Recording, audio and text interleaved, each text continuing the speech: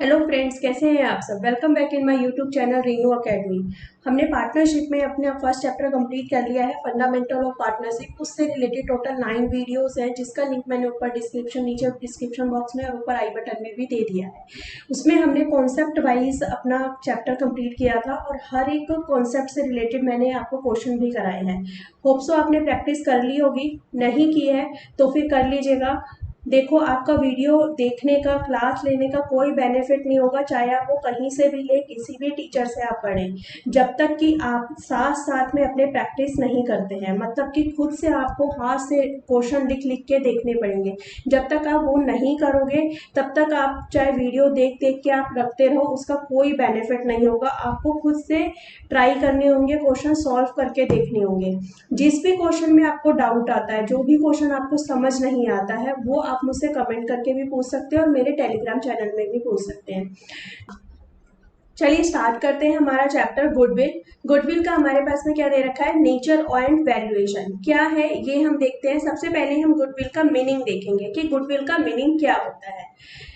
देखो सब, गुडविल क्या होता है इसका मीनिंग मैं आपको एक सिंपल सा समझाती हूँ। जैसे कि फॉर एग्जांपल मान लो ये आपके पास में क्या है, एक एंटरप्राइज है, एक आपका ऑफिस है, ठीक है। ये ऑफिस क्या करता है, एंटरप्राइज क्या करती है, ये गुड्स की सर्विस प्रोवाइड करती है कस्टमर को, ठीक है। ये हमारे ऑफिस के एम्प्लॉय हैं, ये गुड्स की सर्विस प्रोवाइड कर रहे हैं किसको, कस्टमर्स को। ये कस्टमर है, कस्टमर का जब सेटिस्फेक्शन होता है, मतलब को उसको गुड्स मिलता है, उसकी क्वालिटी अच्छी होती है गुड्स को, और कस्टमर उससे पूरी तरह सेटिस्फाई हो जाता है, तो वो अपना रिमार्क्स भी देता है कि उसे ए स्टार है, 4 स्टार है, 5 स्टार है, मतलब कि उसका सेटिस्फेक्शन लेवल कितना है। अगर कस्टमर को अच्छे से सेटिस्फेक्शन होता है तो वो दोबारे से वही गुड्स लेने के लिए उसी एंटरप्राइज में ही जाएगा। तो इससे क्या होता है कि लॉन्ग टर्म में उस बिजनेस को, उस एंटरप्राइज को बेनिफिट्स होता है। किस टर्म में बेनिफिट्स होता है कि उसकी सेल क्या हो जाती है, इंक्रीज हो जाती है, ठीक है। सेल देखो हमारी क्या हो जाती है, उसकी इंक्रीज हो जाती है। अब सेल इंक्रीज होगी तो ऑटोमेटिक उसका क्या होगा, प्रॉफिट भी इंक्रीज होगा। देखो उसका क्या हो जाएगा, हाइयर प्रॉफिट हो जाएगा। तो इन टर्म्स में देखा जाए तो गुडविल का बहुत इंपॉर्टेंट रोल होता है फर्म्स की, बिजनेस की, एंटरप्राइज की सेल्स इंक्रीज करने में, जिससे ऑटोमेटिक हमारा क्या इंक्रीज होता है, प्रॉफिट इंक्रीज होता है। तो गुडविल का मतलब आपको समझ आया। गुडविल हमें शॉर्ट टर्म में नहीं होता, इसका बेनिफिट्स लॉन्ग टर्म में मिलता है, ठीक है। और ये एक बार में नहीं बनती है, इसको बनाने में, मेंटेन करने में काफी साल हमारे लग जाते हैं, ठीक है। अभी देखो हम इसका मीनिंग देखते हैं जो हमें बुक में दिया हुआ है। Goodwill is an intangible assets. कौन सी एसेट्स होती है, ये इंटेंजिबल एसेट्स होती है। देखो दो एसेट्स आपको, टेंजिबल और इंटेंजिबल एसेट्स, ये आपने पढ़ा था 11th में, फिर भी मैं आपको क्लियर कर देती हूँ कि इन दोनों में क्या डिफरेंस होता है, टेंजिबल एसेट्स किसको कहते हैं और इंटेंजिबल एसेट्स किसको कहते हैं, ठीक है। देखो टेंजिबल एसेट्स जो होती हैं वो कौन सी होती हैं, वो एसेट्स होती हैं जिसकी फिजिकल एग्जिस्टेंस होती है। फिजिकल एग्जिस्टेंस मतलब जिनको हम देख सकते हैं और जिनको हम छू सकते हैं। They can be seen and touch, ठीक है। फॉर एग्जाम्पल जैसे कि लैंड हो गया, बिल्डिंग हो गया, प्लांट हो गया, मशीनरी हो गया, ये सब क्या है, हमारी टेंजिबल एसेट है। अब इनटेंजिबल एसेट्स कौन सी होती है कि मतलब कि जिनको हम देख नहीं सकते, ठीक है। Do not have the physical existence, इसकी नहीं होती है। They can not be seen and touch, जैसे कि आपने पढ़ा था, ये क्या क्या है इसके अंदर, गुडविल है, पेटेंट है, ट्रेडमार्क है, नॉलेज एंड ब्रांड्स, ये सारी हमारे क्या होती है, इनटेंजिबल एसेट्स होती है, जो कि हमें दिखती नहीं है, पर लेकिन इनका बेनिफिट्स जो होता है वो फर्म्स की सेल्स को इंक्रीज करने में, प्रॉफिट को इंक्रीज करने में बहुत ज्यादा होता है, ठीक है। बहुत एक इंपॉर्टेंट रोल प्ले करते हैं इंटेंजिबल एसेट्स, ठीक है। अब जो मैंने आपको, हम आते हैं इसी पर अपने वापस मीनिंग पर। हमने अभी ये देखा कि क्या होती है गुडविल, क्या है, एक इंटेंजिबल एसेट्स है which places an enterprise at an advantageous position, जो कि एंटरप्राइज को किस पोजीशन पे लेके जाती है, एक एडवांटेजेस पोजीशन पे लेके जाती है, due to which the enterprise able to earn the higher profit. देखो मैं आपको तब से एक ही बात बता रही हूँ कि इससे क्या होता है, फर्म को क्या होता है, हायर प्रॉफिट होता है, ठीक है, without putting the extra efforts. Okay, it is so because the efforts made in the past, हमें एफर्ट्स कब करने करने पड़ते हैं, पास्ट में करने पड़ते हैं। स्टार्टिंग से हमें अपनी अच्छी सर्विस देनी पड़ती है, क्वालिटी ऑफ सर्विस देनी पड़ती है, जिससे क्या होता है, कस्टमर सेटिस्फाई होता है, फिर अपने सेटिस्फैक्शन से कंपनी की सेल्स इंक्रीज होती है, जिससे प्रॉफिट ऑटोमेटिकली इंक्रीज हो जाता है। But the enterprise is an advantageous position. ठीक है, समझ आ गया ये। अब ये देखो एग्जांपल यही वाला है जो मैंने आपको ये नीचे डायग्राम से समझाया है। If the enterprise has rendered the good services to its customer, the customer will be satisfied from the quality of service. ठीक है, जिससे क्या होगा, in terms that the enterprise will achieve the higher sales and thus the higher profit होगा हमारे पास में। समझ आ गया आपको गुडविल का मीनिंग क्या है, कैसे क्या होती है ये।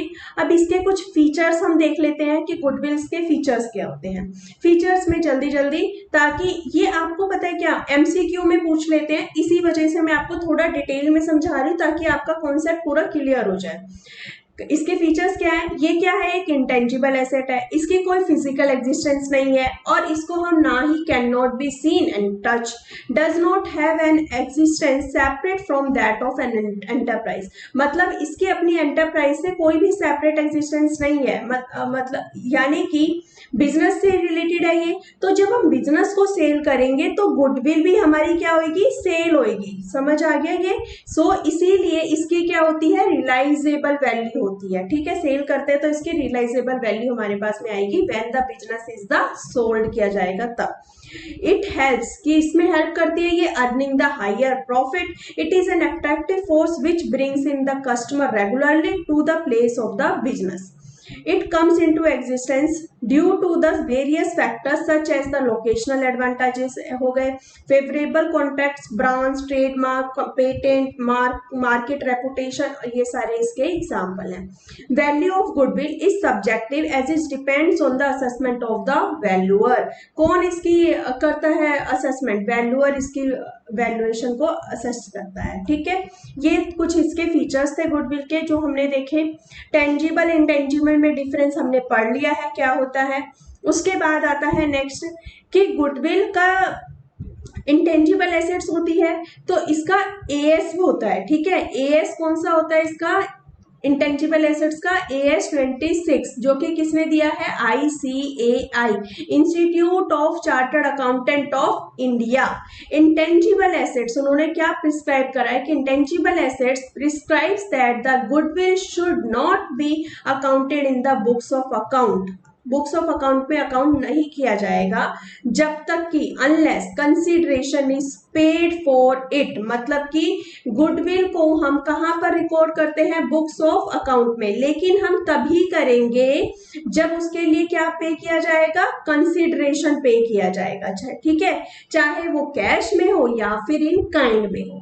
यानी कि जो हमारी सेल्फ जनरेटेड गुडविल होती है वो हम अकाउंट नहीं करते हैं बुक्स ऑफ अकाउंट में, where as the purchase goodwill जो होती है वो हम अकाउंट करते हैं। ठीक है, अगर गुडविल हमने परचेज करी है, खरीदी है, तो उसको हम उसकी कंसीडरेशन हमने पे करी होगी। कंसीडरेशन जब हमने पे करी होगी तो हम उसकी क्या करेंगे, बुक्स ऑफ अकाउंट्स में एंट्री पास करेंगे। मतलब कि जब हम बैलेंस शीट बनाएंगे तो बैलेंस शीट में जो हमारी इंटेंजिबल एसेट्स के अंदर हम गुडविल को दिखाएंगे। समझ आ गया।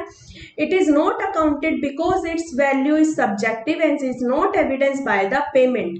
क्योंकि अगर सेल्फ जनरेटेड है तो ना तो हमारे पास में उसका पेमेंट का प्रूफ है, तो इस वजह से हम उसे क्या करते हैं, अकाउंट में नहीं दिखाते हैं। ठीक है, लेकिन अगर परचेज गुडविल है तो उसके पास में हमारे पास में पेमेंट का एविडेंस होता है, तो हम उसको जब ऑडिट होता है, ऑडिट में भी हम उसके पास में वेरीफाई के लिए दिखा सकते हैं। समझ आ गया। अगर परचेज गुडविल है, AS26 ये कहता है कि अगर आपकी गुडविल परचेज है उसी केस में ही आप बुक्स ऑफ अकाउंट्स में दिखाओगे। यानी कि बुक्स ऑफ अकाउंट्स में सिर्फ वो ही गुडविल आती है जिसके लिए आपने कंसीडरेशन पे किया है, वेदर इन काइंड और इन कैश। समझ आ गया, ये आपका AS26 बोलता है। अब आता है नेक्स्ट हमारे पास में कि गुडविल की वैल्यूएशन के लिए नीड कहाँ कहाँ पर होती है, कहाँ पे जरूरत होती है हमारे पास में।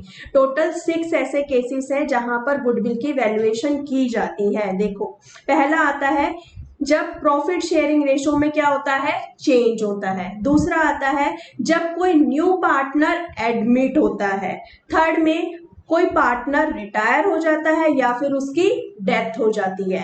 फोर्थ में आता है जब पार्टनरशिप फर्म आपकी सोल्ड हो जाती है एज अ गोइंग कंसर्न, मतलब एक पार्टनरशिप फर्म आपकी चल रही है, आपने वो चलते हुए ही किसी को दे दी और वो वहां पर भी जाके आपकी एज अ गोइंग कंसर्न चल रही है, तो उस केस में गुडविल की वैल्यूएशन करनी पड़ती है। फिफ्थ केस आता है आपका टू और मोर फर्म, जब आपकी क्या होती है, अमलगमेट हो जाती है, मिल जाती है। पार्टनरशिप फर्म जब कन्वर्ट हो जाती है किसके अंदर, कंपनी के अंदर, तो उस केस में भी आपकी गुडविल की वैल्यूएशन की जाती है। ठीक है, समझ आ गई। ये टोटल 6 केस यहाँ पर हमारे पास में गुडविल की वैल्यूएशन करनी पड़ती है। ध्यान से सुन लेना, एक बार रिवाइज कर लेना, क्योंकि एमसीक्यू में पूछ लेते हैं कि ये वाला केस है, क्या इसमें गुडविल की वैल्यूएशन करनी होगी, तो आपको ध्यान में होना चाहिए टोटल कौन कौन से ऐसे केसेस हैं। अब आता है गुडविल की क्लासिफिकेशन हम करते हैं। अभी हमने बोला गुडविल की क्लासिफिकेशन को किस दो पार्ट में हमने डिवाइड करा है। एक आता है परचेज गुडविल, एक आता है सेल्फ जनरेटेड गुडविल, यानी कि नॉन परचेज गुडविल। ठीक है, फर्स्ट नंबर क्या हो गया, परचेज गुडविल, देन आता है self generated goodwill. Purchase goodwill अभी हमने बताया, purchase goodwill is that goodwill which is acquired, मतलब कि जो कि क्या करी जाती है, परचेज करी जाती है बाय अ फर्म के द्वारा for a consideration whether paid in the cash और इन काइंड। ठीक है, यानी कि जिस गुडविल के लिए फर्म जो है क्या पे करती है, कंसिडरेशन पे करती है, चाहे वो किस में करे, कैश में करे, चाहे वो किस में करे, काइंड में करे। ठीक है, ये आता है हमारे पास में परचेज गुडविल का concept. For example when a business is purchase, जब बिजनेस परचेज किया जाता है, अगर आपकी जो परचेज कंसिडरेशन है is more than the value of net assets, तो जो डिफरेंस होता है उसको हम क्या कहते हैं, गुडविल कहते हैं। देखो, परचेज कंसिडरेशन अगर आपका क्या है, ज्यादा है, किससे, नेट एसेट से। और नेट एसेट्स आप कैसे कैलकुलेट करोगे, एसेट्स में से क्या माइनस कर दोगे, लाइबिलिटी। अगर ये ज्यादा है तो इन दोनों का जो डिफरेंस है उसको हम क्या कहेंगे, गुडविल कहेंगे। इसका देखो मैं एक एग्जांपल आपको बता देती हूँ।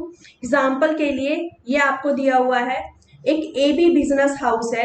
ठीक है, एबी आपका बिजनेस हाउस है, एक्वायर करता है महागुण बिजनेस को। ठीक है, यानी कि क्या कर रहा है, परचेज कर रहा है, किसको कर रहा है, महागुण बिजनेस को। फॉर अ नेट कंसिडरेशन कितना दिया हुआ है आपको, 10 लाख दिए रखा है। ठीक है, आप यहाँ पे लिखोगे परचेज कंसिडरेशन कितना दे रखा है, 10 लाख। ठीक है, asset acquired were valued at ₹20 lakh, asset की वैल्यू कितनी दी हुई है, 20 लाख। ठीक है, उसके बाद में नेक्स्ट लायबिलिटीज की वैल्यू कितनी दी हुई है आपके पास में, 12 लाख, यानी कि माइनस कर देंगे कितना, 12 लाख। ये इस दोनों का नेट कितना आया हमारे पास में, 20 में से गए, कितना आया आपके पास में, 8 लाख। ये जो 8 लाख है मतलब परचेज कंसिडरेशन आपकी मोर देन है किससे, नेट एसेट से। तो इन दोनों का जो डिफरेंस है, इनका डिफरेंस कितना हुआ हमारे पास में, 2 लाख। ये जो 2 लाख है ये क्या हुआ हमारे पास में, गुडविल। समझ आ गया ये। ठीक है, यही यहाँ पे लिखा है 2 lakh paid in excess of the net assets is towards the goodwill. क्या है ये, goodwill. Where is the purchase, the which is purchased goodwill. हो गया, क्लियर हो गया। AS26 मैंने अभी आपको बता दिया था क्या होता है। AS26 इंटेंजिबल एसेट्स का होता है, जो कि प्रिस्क्राइब करता है purchase goodwill should be accounted in the books of account and right of at the earliest. ठीक है, बुक्स ऑफ अकाउंट में हम करते हैं, उसकी अकाउंटेड कब करते हैं, जब ये परचेज गुडविल है, सिर्फ उसी केस में ही करेंगे। परचेज गुडविल कब कही जाएगी, जब when the consideration is paid whether in the cash और इन द काइंड। ठीक है, इतनी बार मैं बोलती, इतने तो आपको रट जाना चाहिए, कॉन्सेप्ट समझ आ गई है। अब इसके कुछ फीचर्स भी पढ़ लेते हैं, एक बार आप और रिपीट हो जाएगा। बिजनेस को जब हम करते हैं क्या, परचेज करते हैं, तब गुडविल परचेज होती है। कब अराइज होती है ये, जब हम बिजनेस को परचेज करते हैं। दूसरा, since the consideration is paid for it, तो इसीलिए ये बुक्स ऑफ अकाउंट में अकाउंटेड करी जाती है। और ये कहां पर आती है? बैलेंस शीट के एसेट साइड में, under the head intangible asset. Value of goodwill is a subjective assessment but it is ascertain when both the purchaser and seller agree to its valuation. इसकी वैल्यूएशन के लिए जो purchaser है और जो seller है दोनों क्या करने चाहिए? एग्री होने चाहिए, तो जो इसका वैल्यूअर होता है वो उसकी वैल्यू को असेस करता है। ठीक है, समझ आ गया? ये क्लियर है? उसके बाद आता है हमारे पास में इसके ये सारे फीचर्स थे। अब आता है self generated goodwill. Self generated goodwill किसको कहते हैं? यानी कि non purchase goodwill. Non purchase goodwill हमारी क्या होती है? Self generated goodwill is the goodwill which is not purchased for consideration but is earn by the efforts of the management और द पार्टनर। मतलब जो हमने परचेज नहीं करी है लेकिन हमने अर्न करी है, किसने? मैनेजमेंट के अपने एफर्ट से, पार्टनर्स के अपने एफर्ट से, तो उससे क्या होता है? प्रॉफिट्स इंक्रीज होता है, सेल्स इंक्रीज होती है और हमारी गुडविल मेंटेन होती है। It is N internally generated, ये क्या होती है? इसका फीचर्स क्या है? ये इंटरनली जनरेटेड गुडविल है which arises from a number of factors such as, कौन से फैक्टर से अराइज होती है? आपकी लोकेशन अच्छी है, फेवरेबल लोकेशन है, मैनेजमेंट अच्छा है आपका, आपकी क्वालिटी ऑफ प्रोडक्ट गुड है, क्वालिटी ऑफ सर्विस आपकी गुड है, तो उस वजह से कस्टमर को सेटिस्फेक्शन होती है, तो उससे आपकी सेल्स इंक्रीज होती है, आपका हायर प्रॉफिट होता है, तो आपकी गुडविल जनरेट होती है सेल्फ। समझ आ गया?